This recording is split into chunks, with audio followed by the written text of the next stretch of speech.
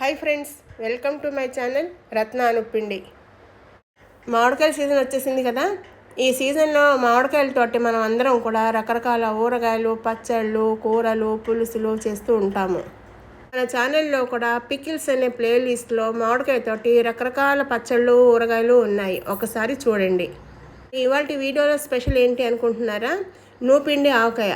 ఇది కోనసీమలో చాలా ఫేమస్. ఆవకాయ ఆరోగ్యానికి చాలా మంచిది. చేసుకోవడం కూడా చాలా ఈజీ, సింపుల్గా చేసేసుకోవచ్చు.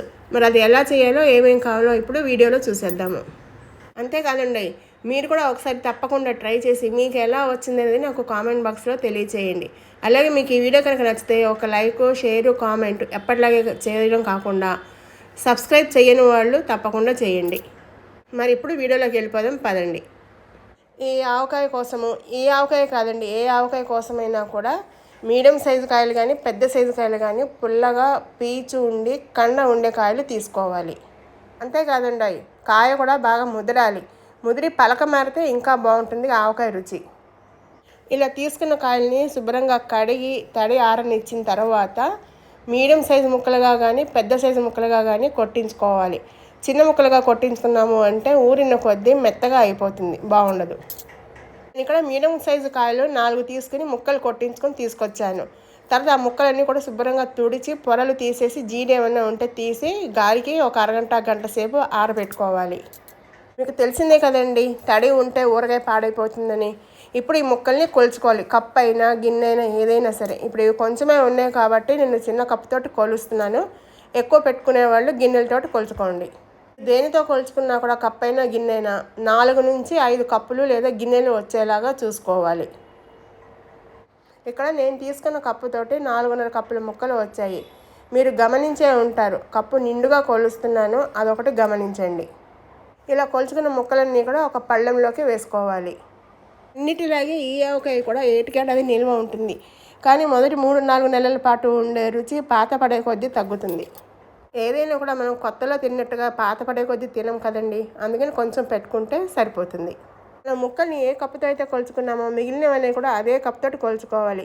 ఇప్పుడు అదే కప్పుతోటి నువ్వులు తీసుకోవాలి. నువ్వులు తీసుకుని దోరగా వేయించుకోవాలి. ఎర్రగా కాకుండా దోరగా మాడిపోకుండా వేయించుకోవాలి.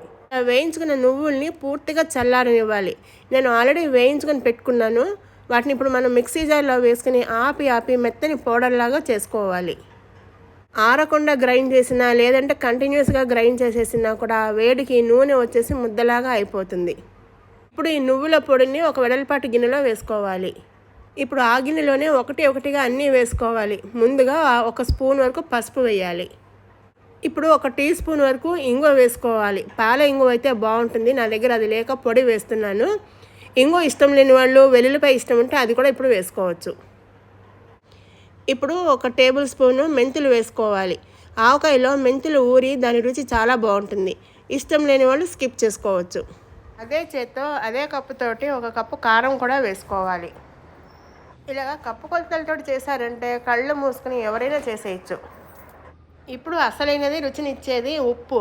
ఈ ఉప్పు కూడా రాళ్ళ ఉప్పు పొడి కొట్టింది అయితే బాగుంటుంది. 3/4 కప్పే వేసుకోవాలి. కావాలంటే తర్వాత వేసుకోవచ్చు. తక్కువైతే కలుపుకోవచ్చు, కానీ ఎక్కువైతే తీయలేము కదా, అందుకే. ఇప్పుడు ఇందులో రుచికి తగ్గట్టుగా 2 నుంచి 3 స్పూన్ల వరకు ఆవాలు, మెంతులు వేయించి ఆరబెట్టిన తర్వాత కొట్టిన పొడిని వేయాలి. నేను ఈ పొడిని పచ్చళ్ళ సీజన్లో రెడీగా పెట్టుకుంటాను, మీకు చాలా వీడియోలో చూపించాను కూడా. ఇలాగ ఆవాలు, మెంతుల పొడి ఇష్టం లేని వాళ్ళు ఓన్లీ ఆవాల పొడి కూడా వేసుకోవచ్చు. మేమైతే ఇలాగే వేస్తాము. ఇప్పుడు ఈ పొడులన్నీ కూడా బాగా కలిసేలాగా కలుపుకోవాలి. నేను కొంచెమే చేస్తున్నాను కాబట్టి అన్నీ అప్పటికప్పుడు వేసి కలుపుకుంటున్నాను పొడులు. అదే కొంచెం ఎక్కువ చేసుకునే వాళ్ళైతే ఒకరోజు ముందుగానే కలిపి రెడీగా పెట్టుకుంటే మంచిది. ఈ పొడులన్నీ బాగా కలిసిన తర్వాత ఇందులో మనం పప్పు నూనె పోసుకోవాలి. నేను ప్రతి వీడియోలోనూ చెప్తాను, ఊరగాయల్లో పప్పు నూనె లేదు అంటే వేరుశనగ నూనె వాడితే బాగుంటుంది. నేను ఇప్పుడు ఇందులో పప్పు నూనె వేస్తున్నాను. 1.5 నుంచి 2 కప్పుల నూనె వరకు పడుతుంది. ముందు 1 కప్పు వేసి బాగా పొడి నూనె కలిసేలాగా కలుపుకోవాలి. ఇలా రెడీ పెట్టుకున్న ఈ ముద్దలో ఇప్పుడు మనం ఇందాక కొలిచి పెట్టుకున్న మామిడికాయ ముక్కల్ని వేసుకోవాలి. ఇలాగా మామిడికాయ ముక్కలు వేసిన తర్వాత ప్రతి ముక్కకి కూడా కారం ముద్ద పట్టేలాగా కలుపుకోవాలి. ఇప్పుడు చూడండి, వీడియోలో కారం ముద్ద, మామిడికాయ ముక్కలు అన్నీ బాగా కలిసాయి. ఇప్పుడు కొంచెం నూనె తక్కువ అనిపిస్తుంది. మనం ఇందాక 1 కప్పే కదా వేసాము, ఇంకొక అరకప్పు నూనె వేసి కలుపుదాము. ఇలా నూనె వేసి కలిపిన తర్వాత మూత పెట్టి 2 రోజులు ఊరనివ్వాలి. ఆ 2 రోజుల్లో కూడాను రోజుకొకసారి పైకి కిందికి అంతా కలిసేలాగా కలపాలి. అవసరమైతే నూనె పడుతుంది అనుకుంటేనే 3వ రోజు ఇంకొంచెం నూనె, ఇంకొక అరకప్పు, మనం మొదట్లో చెప్పుకున్నాం కదా 1.5 నుంచి 2 కప్పుల నూనె పడుతుందని. అది మామిడికాయ పులుపుని బట్టి ఆధారపడి ఉంటుంది. సో 3వ రోజు అవసరమైతే కలుపుకోవాలి. మామిడికాయ మంచి పులుపు ఉంది అంటే ఈ ఉప్పు కారం అన్నీ తగిలి 3వ రోజుకి మంచి ఊట వస్తుంది. అప్పుడు నూనె అవసరం ఉండదు. ఇప్పుడు మూత పెట్టేసి 2 రోజులు ఊరనిద్దాము. చూడండి, 3వ రోజు నేను మూత తీసి చూపిస్తున్నాను. సెకండ్ డే కూడా నేను కలిపాను నూనె ముక్కలు అన్నీ కలిసేలాగా. చూడండి, నూనె కొంచెం చక్కగా తేలి బాగా కనిపిస్తుంది కదా. నాకైతే ఇది సరిపోతుంది అనిపిస్తుంది. కావాలి ఇంకా అనుకునే వాళ్ళు ఇంకో అరకప్పు నూనె ఇప్పుడు వేసుకోవచ్చు. ఇలాగ 3వ రోజు కూడా మొత్తం పైనుంచి కిందికి బాగా కలిసేలాగా కలుపుకొని ఉప్పు కారం ఒకసారి రుచి సరి చూసుకోవాలి. ఉప్పు కొంచెం సరిపోలేదు అనుకుంటే, మనం 3/4 కప్పే వేసాం కదా, సరిపోలేదు అనుకుంటే ఈరోజే కలుపుకోవాలి. ఇది ఏటికేడాది జాగ్రత్తగా నిల్వ ఉండాలి అంటే తడి లేని గాజు సీసాలో కానీ పింగాణి జాడీలో కానీ జాగ్రత్త చేసుకోవాలి. ఈ నూపిండి ఆవకాయ చాలా కమ్మగా రుచిగా ఉంటుంది. ఆరోగ్యానికి కూడా చాలా మంచిది. మీరు కూడా ఒకసారి ట్రై చేసి మీకు ఎలా వచ్చింది, ఇంట్లో వాళ్ళకి నచ్చిందా లేదా అనేది కామెంట్ బాక్స్లో తెలియచేయండి.